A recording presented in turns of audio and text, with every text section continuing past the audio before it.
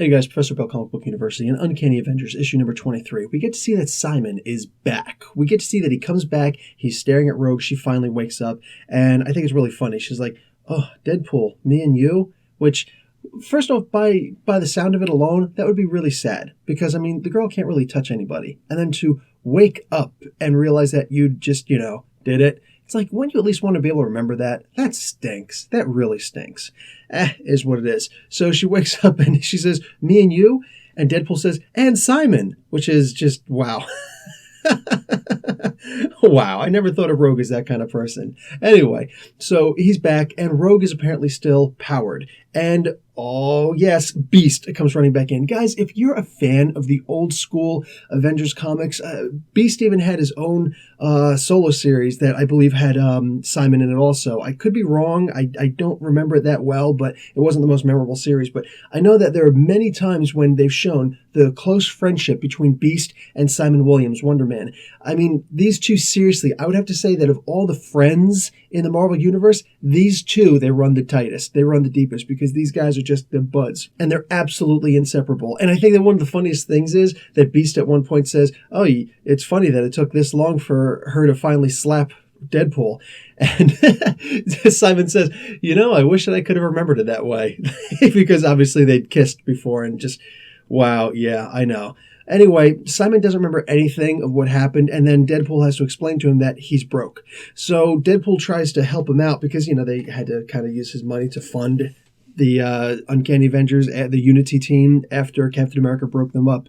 So Simon is out of money, and they decide they're going to go and try and sell the mansion, the brownstone that they were using.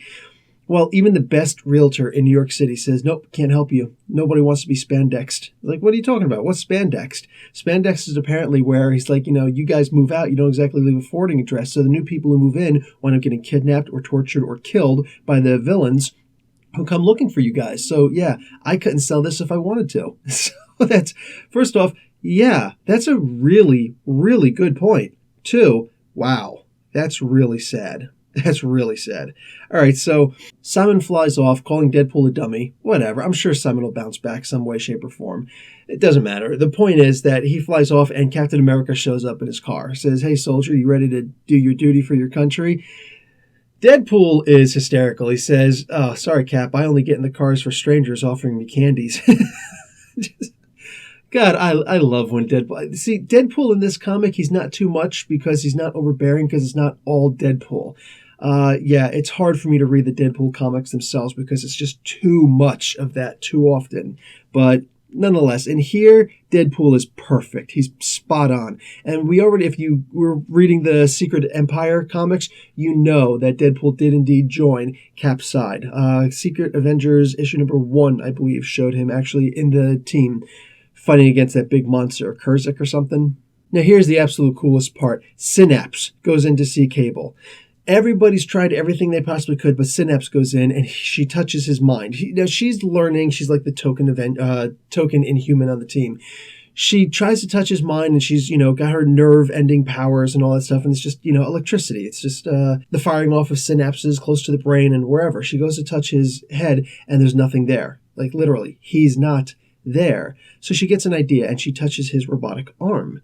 Now, very good idea. And very cool to see that she's got powers that move outside of what you'd figure is the regular realm. She makes a very, very interesting point. She says, well, we're all just electricity anyways, and it's true, bioelectricity. In many ways, we're just electrical firings of nerve endings to form certain movements, thoughts, whatever, and that's perfect. That's absolutely perfect. I love that. So she's able to go inside, and she realized that when the Red Skull blasted Cable, he decided that there's no way that he can allow the Red Skull to get his time travel ability, his body sliding ability. So he put his mind inside. He erased the AI inside of his arm and jumped inside there so he could hide. That was brilliant. So she goes inside and she gets to meet Strife, also a future version of herself that will never be. Cable points that out. But this, guys, this is amazing. Now, at the end, we also get to see a little bit of something extra. Prixit, one of Dr. Voodoo's Loa, tells Voodoo that his brother Daniel and the Hand, they're digging up graves over in Louisiana area. So Synapse, Johnny, Janet, and Rogue decide that they're going to go and figure these things out. Guys, this comic gets an A.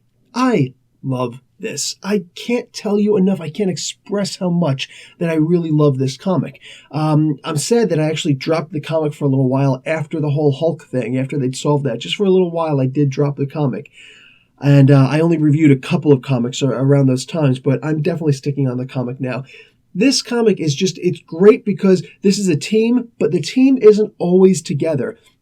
In almost every other team dimension that you get, even over in DC, like the Justice League, the guys are, for the most part, always doing something together. But in this comic, they have individual lives, and they will interact with each other on their own. It's not just best friends like Booster Gold and the Blue Beetle doing their own thing, all the time and back and forth. No. They actually have separate lives. They'll go on individual missions or missions with, certain members of the team and then switch to others, and they have a lot going on. And it's kind of like the Star Wars mentality. The way that when you watch a Star Wars movie, you'll have the lightsaber battle someplace, and you'll have the space battle someplace, and you'll have the regular ground fighting, lasers, blasters battle going someplace. And they'll have all three of these, and they'll keep cutting back and forth to these individual scenes. And it heightens the tension of the climax.